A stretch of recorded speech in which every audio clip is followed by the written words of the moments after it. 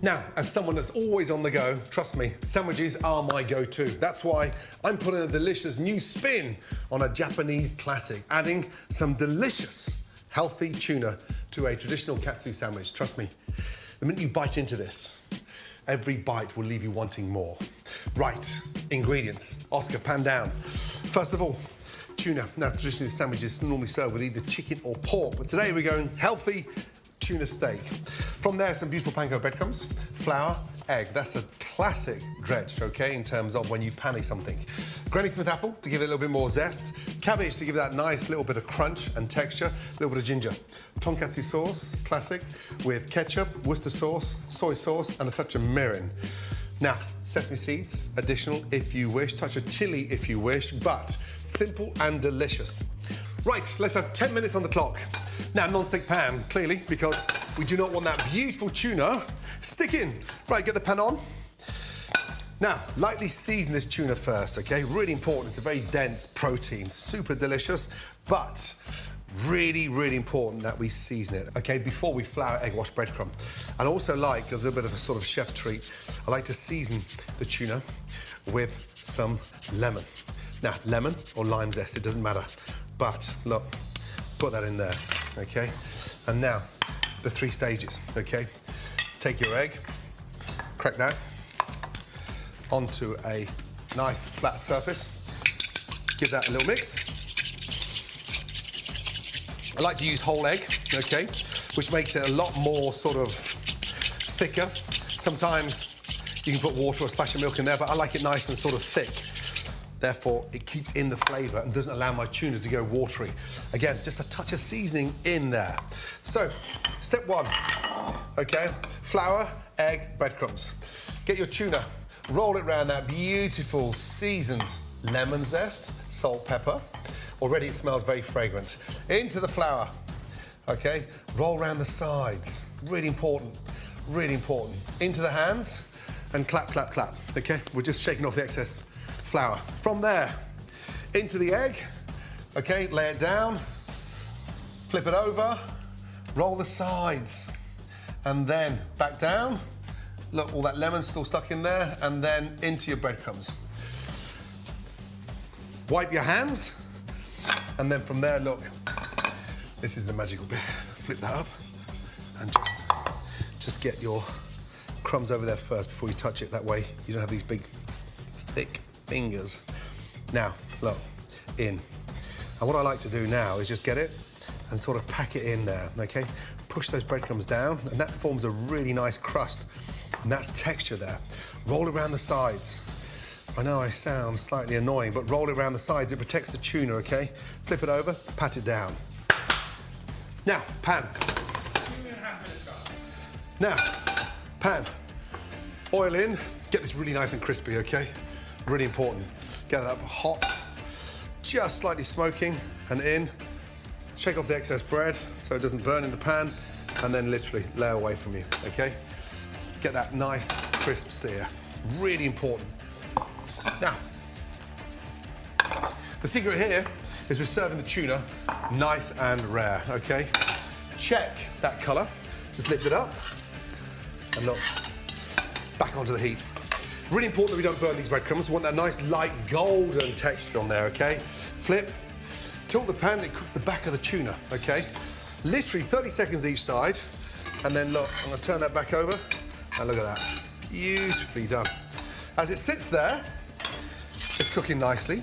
I'm a stickle for seasoning fish and finishing them always with a bit of citrus, okay? Now, from there, a little touch of olive oil in there again, okay? Roll it round and just tilt that down. And make sure you turn clockwise the tuna and cook the back of that steak, okay? I want it nice and pink in the middle. I'm gonna turn the gas down, okay? But as that comes out, I want to just literally hit that with a little touch of chili, just a touch on there.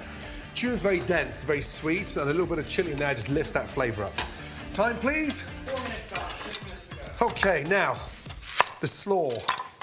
I say slaw, but it's almost like a sort of a delicious, sort of nice, fresh slaw.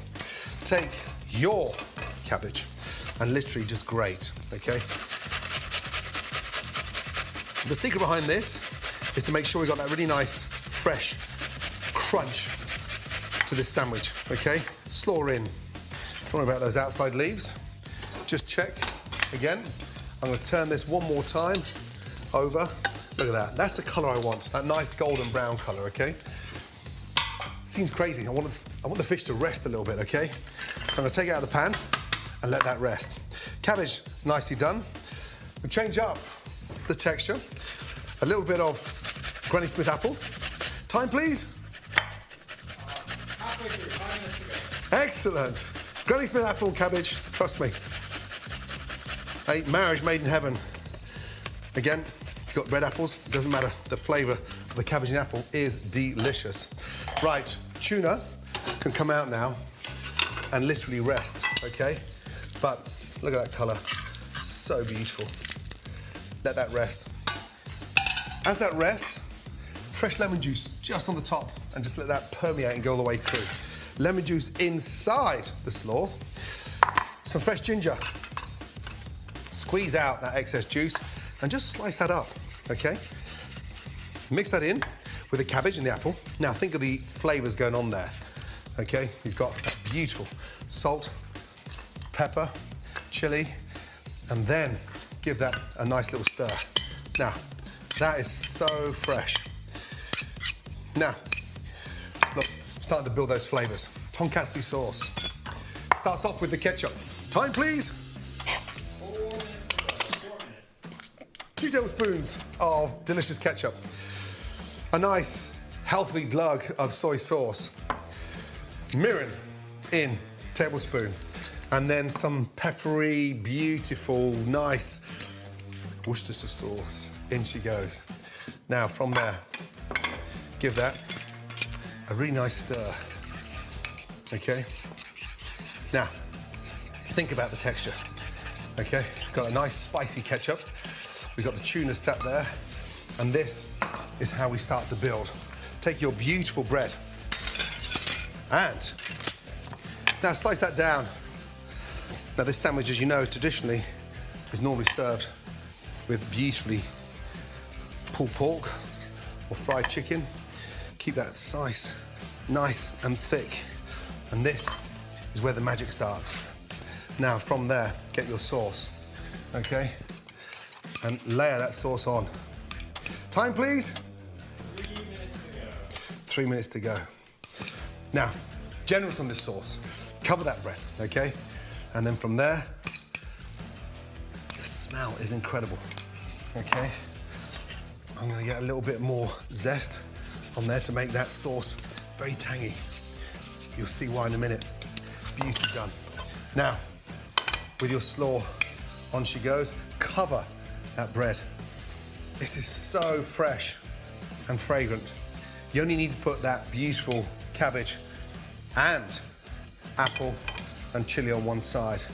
Now cover the corners. We don't want any cheap sandwiches here. And then, look, the flavour is amazing. The ginger inside that slaw just lifts it. On she goes. Over the top. And then, do you go into triangles or do you go straight down? I'm from a council house, so I go straight down. No posh sandwiches in my household. Slice that there. I've got a little bit of extra dipping sauce. What do I get excited about? Time, please. 1 minute, 30 seconds. And then just open that up and sit that on there. And trust me, that has to be the poshest sandwich from any council estate in Britain. Bon appetito.